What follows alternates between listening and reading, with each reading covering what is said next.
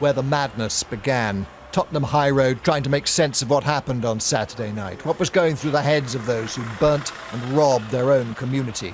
Was it grievance or greed?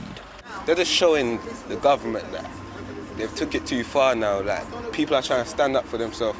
These lads, dripping with designer status symbols, exemplify the frustration of young men who feel excluded from the consumer society they care so much about.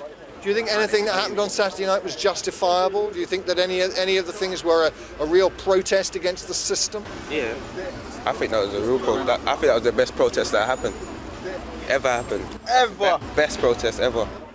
The copycat violence may have been no more than opportunism, but in Tottenham there's a widespread view that while unacceptable, the Prime Minister is wrong to say the unrest was gang-related criminality, pure and simple. I've heard a lot of people say, how can people destroy their own community? But I don't think some of the people that have been, doing the extreme violence feel part of the community.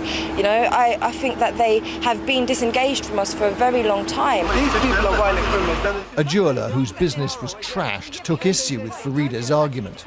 I'm not here to defend I understand, but some people are trying to say that because the youths have been checked by police, they've been searched by police, they have to be searched. No, but this is what we're trying to explore here. If they're putting their hoods up, putting masks on their faces... Two responses among people I've met here. One is that David Cameron is right. It is about discipline, about personal responsibility, about parenting. But the other is that there are underlying social and economic factors which, if unaddressed, will make further unrest an inevitability. Franklin Boateng is an entrepreneur and mentor of young black unemployed in Tottenham, furious at the counterproductive effects the rioting is going to have. Most of the people who were looting had these things already.